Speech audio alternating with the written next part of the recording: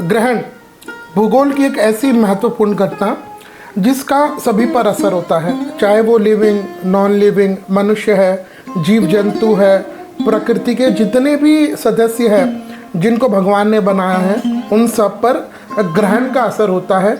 कई बार ग्रहण विजिबल होते हैं, दृश्य होते हैं। कोई ग्रहण किसी जगह पर दृश्य, कोई ग्रहण किसी जगह पर अदृश्य।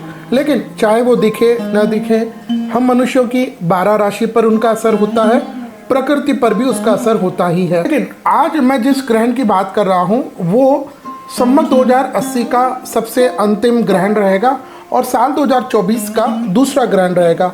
मैं बात कर रहा हूँ चैत्र मास के शुक्ल पक्ष की अमावस्या तिथि। हमारा जो सनातनियों का हिंदू नववर्ष है उसके एक दिन पहले आएगा यह सूर्य ग्रहण और यह रहेगा 8 अप्रैल 2024। आइए अब हम जानते हैं यह ग्रहण, इस ग्रहण का प्रभाव कहाँ किस समय पड़ेगा, इसका दृश्य होने का समय क्या रहेगा, भारत में क्या समय रहेगा, गर्भवती स्त्रियों को किन चीज़ों का ध्यान रखना चाहिए नहीं रखना चाहिए और विश्व में यह ग्रहण कहाँ कहाँ दिखेगा। देखिए, सबसे पहले हम भारत की बात करें। यह ग्रहण बिल्कुल स्पष्ट रूप से मैं आपको ये बात बता रहा हूँ, यह ग्रहण भारत में बिल्कुल भी दृश्यमान नहीं रहेगा। यह एक खंडग्रास सूर्य ग्रहण है। देखिए, खंडग्रास के अर्थ वैसे बहुत है, लेकिन भारत में यह ग्रहण नहीं दिखे उसका एक जो प्रमुख कारण वो है कि जिस समय यह ग्रहण का दर्शन होगा, यानी भारत को छोड़ करके अन्य समय अन्य देशों में जब यह ग्रहण घटित हो रहा होगा उस समय भारत में ग्रहण का समय रात्रि होगा। यह भारत के समय अनुसार रात्रि के 10:09 से प्रारंभ होगा और लेट नाइट 1:26 को होगा।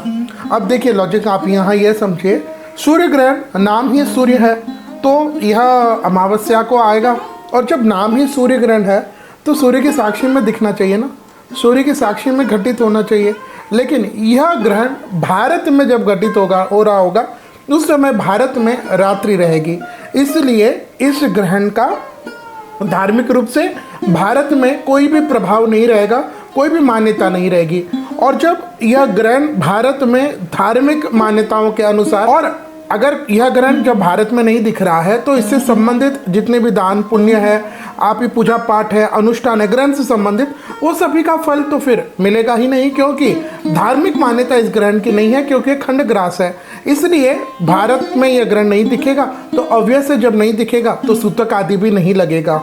लेकिन एक चीज़ है, ग्रहण चाहे दिखे न दिखे, क्योंकि एक भूगोलिक घटना है, इसलिए गर्भवती स्त्रियों पर तो इसका प्रभाव होता है। देखिए, यह ग्रहण भले ही हम अपनी आंखों से भारत में नहीं देख पाएंगे, लेकिन भारत में अगर कोई हमारी माताएं बहनें गर्भवती है तो वो घबराए नहीं, उनको केवल एक काम करना होगा। वैसे भी रात्रि का समय है तो मुझे नहीं लगता कि कोई टफ कार्य रहेगा।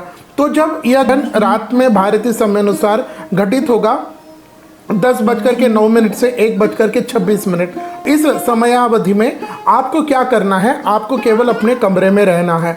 कमरे में आप रहें और अगर संभव हो तो भगवान का नाम स्मरण करें।